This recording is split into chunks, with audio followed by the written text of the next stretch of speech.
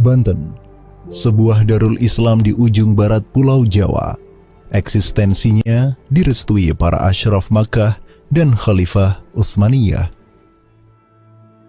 Negeri penuh berkah dengan perdagangan yang makmur dan menjadi rumah untuk ulama mancanegara yang masyhur. Di bawah Sultan Abul Mafakhir, Banten berkembang pesat dengan syariat Islam yang digenggam erat. Berkah membuncah dari buminya yang menarik perhatian segala bangsa. Namun di antara sekian bangsa yang tertarik dengan Banten, ada satu bangsa yang melihatnya dengan tatapan jahat. Suatu hari, pada bulan Juni 1596, orang-orang Banten melihat 4 kapal berbendera triwarna yang hendak menepi di pelabuhannya.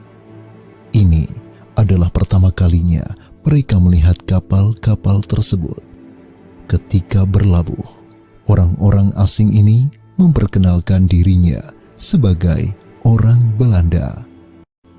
Mereka dipimpin oleh Cornelis de Houtman, orang Belanda yang menyebut dirinya dengan gelar militer Kapten Mayor, padahal ia hanya seorang pedagang. Para pedagang Belanda datang ke Banten dengan sikap buruk yang membuat rakyat dan Sultan Banten muak.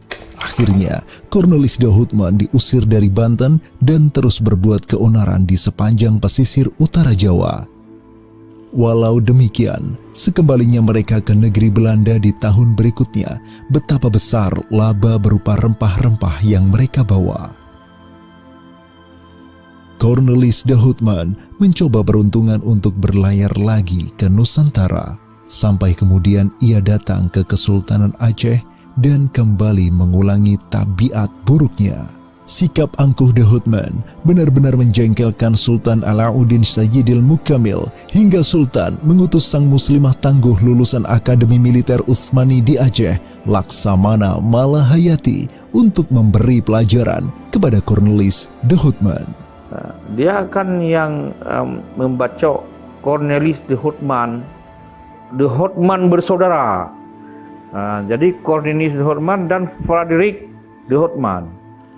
Satu ditangkap, ditawan, satu berkelahi. Ujungnya dia sendiri setelah berkelahi dengan Jenderal Cornelis de Houtman, dia sendiri yang menikam. Ini kan luar biasa, seorang perempuan dia berkelahi lama-lama lagi di depan prajurit orang, di kapal orang. Walau pelayaran de Houtman berujung kegagalan, tapi ia menawarkan kesempatan menggiurkan bagi para saudagar dan kapitalis di Belanda.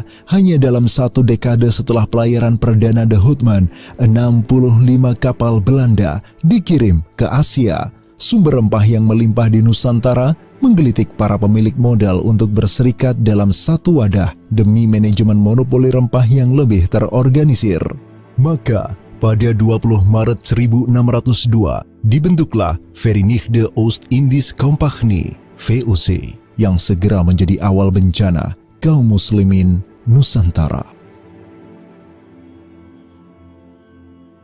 Sejarah tidak selalu berjalan mulus. Sepeninggal Sultan Babullah dari Ternate yang mengalahkan Portugis dengan telak, para penerusnya tidak lagi melanjutkan semangat melawan musuh agama, melainkan hanya bertengkar antar sesama. Kesultanan Ternate kembali terlibat persaingan tak berkesudahan dengan kesultanan tetangganya seperti Tidore dan Bacan yang menjalin hubungan dengan Spanyol. Untuk menambah kekuatan, Ternate tidak melihat kawan untuk bersekutu kecuali para pemain Eropa baru di Nusantara, VOC.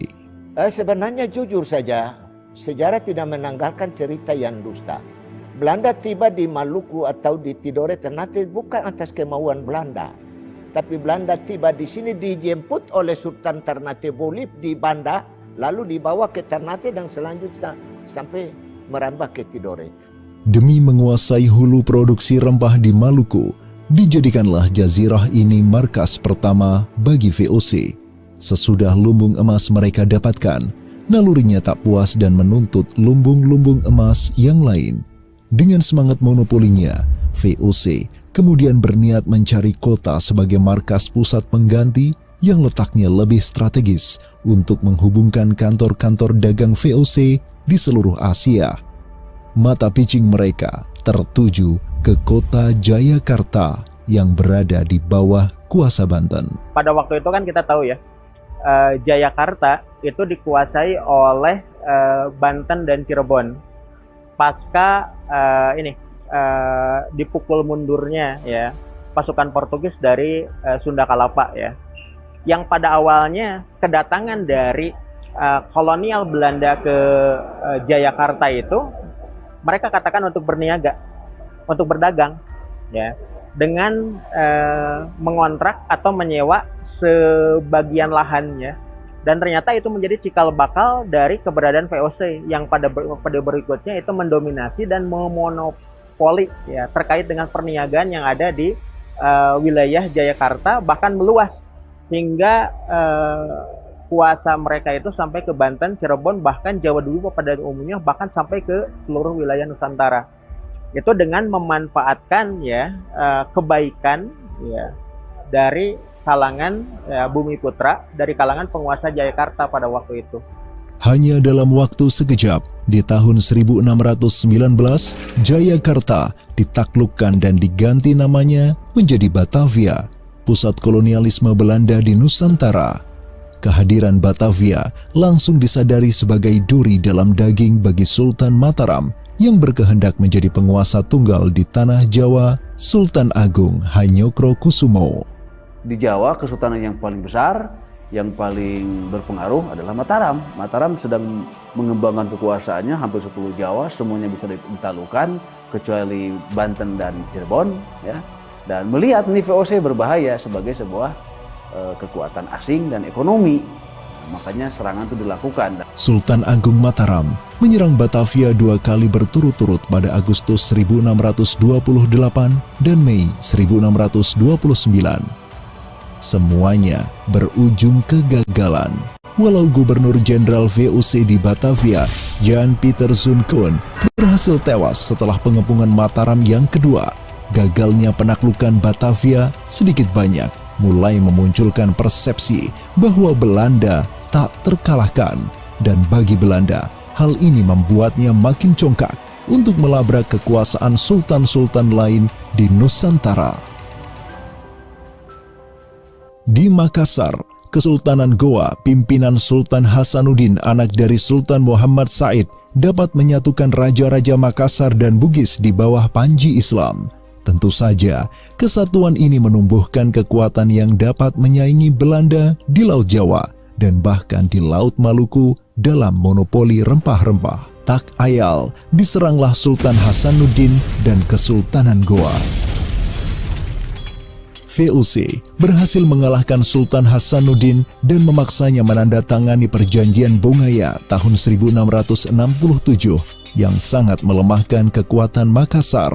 Sejak kekalahan pahit ini, banyak sekali putra Makassar dan Bugis yang hijrah dari tanah airnya, melanjutkan perjuangan melawan kafir VOC menuju medan jihad baru di Pulau Jawa. Di Mataram, para mujahid Makassar dan Bugis yang dipimpin Karaenggalesong membantu perjuangan putra Madura, Trunojoyo, untuk melawan susuhunan Amangkurat pertama dan penguasa-penguasa Mataram berikutnya yang justru sangat bersahabat dengan Belanda. Pemberontakan Trunojoyo dan Karaenggalesong berhasil dikalahkan. Di Banten, veteran Sulawesi di bawah komando ulama Makassar yang masyhur di dunia Islam, Syekh Yusuf Al-Makassari, membantu perjuangan Sultan Ageng Tirtayasa yang mendapat tantangan berkelahi dari VOC. Kompeni Belanda ini menghasut anak Sultan Ageng Tirtayasa, Abdul Qohar, untuk berkonspirasi melawan ayahnya sendiri. Belanda berhasil menangkap Sultan Ageng Tirtayasa dan Syekh Yusuf Al-Makassari. Tak cukup di Pulau Jawa, armada tempur VOC bahkan juga menantang berkelahi salah satu sultan di Maluku yang seolah mengulangi kedikdayaan Sultan Babullah Ternate sebelumnya. Sultan Sayyidul Jihad Muhammad Al-Mab'uds Amiruddin Shah, populer dengan panggilan Sultan Nuku dari Tidore. Sebenarnya sebutan Nuku itu baru dikenal kemarin. Tapi para pendahulu dulu tidak kenal Sultan Nuku. Yang kenal sapaan adalah Joe Barakati. bapa atau tua yang mendapat berkah. Karena banyak kelebihan-kelebihan. Dengan gagah berani, Nuku dari Tidore menerima tantangan perang VOC. Nuku mempersatukan seluruh rakyat Maluku untuk bertempur melawan kafir VOC dan sultan-sultan yang loyal kepada mereka. Bahwa haram hukumnya orang kafir harus memerintah orang muslim. Itu dasar pejuang-pejuang dari di sini semua seperti itu. Berkat strategi dan kepemimpinannya, Nuku sanggup menggalang perlawanan, tidak hanya di Tidore.